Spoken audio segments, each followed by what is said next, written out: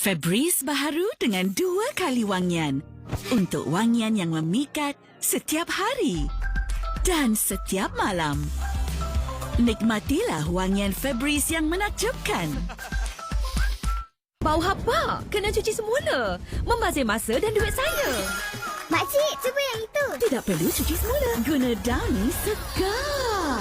4 kali ganda mencegah bau hapa. Downy Segar. Di luar jangkaan. Assalamualaikum semua. Assalamualaikum. Terengganu, 7 Februari ini kita beramai-ramai ke Masjid Seberang Takir, imarahkan tazkirah malam Jumaat bersama-sama asatizah di Segani. Kita cari keberkatan Allah, bawa ke syurga insya-Allah. Suburkan ukhuwah sekeluarga dengan pelbagai aktiviti istimewa bersama selebriti kegemaran anda. Gandakan amalan di bulan penuh keberkatan dengan Astro. Minta Allah lancarkan. Bila bersama, lagi jadi. Makcik. Wah, masih berbau segar. Mak, pakai Downy. Itu tahan lama. Ya, dapat mencegah bau peluh. Downy Segar. 4 kali mencegah bau hapak. Tetap segar walaupun berpeluh. Downy Segar.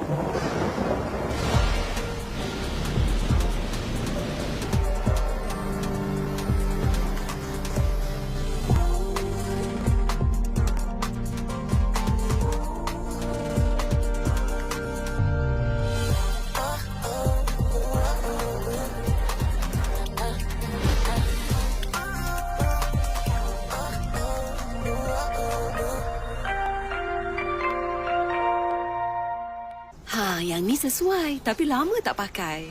Masih segar. Anis gula pewangi. Taklah, Anis guna Downy Segar. 4 kali mencegah bau hapak. Berminggu-minggu dalam almari pun tetap segar. Downy Segar.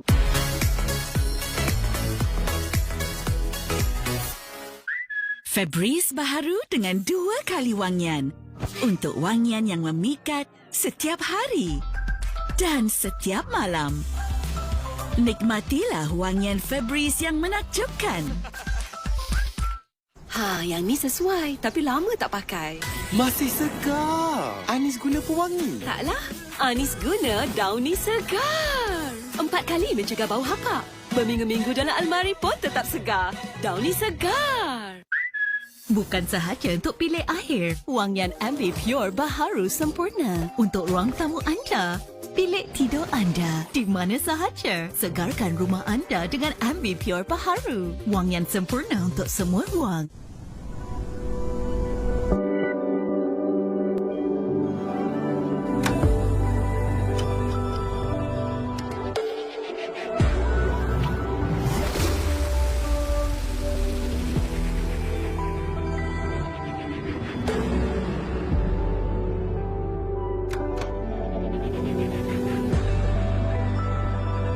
Inilah Kowe.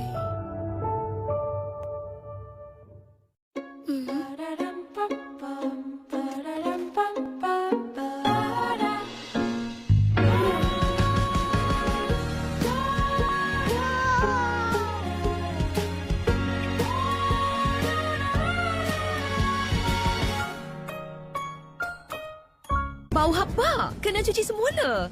Membazir masa dan duit saya. Makcik, cuba yang itu. Tidak perlu cuci semula. Guna Downy Segar.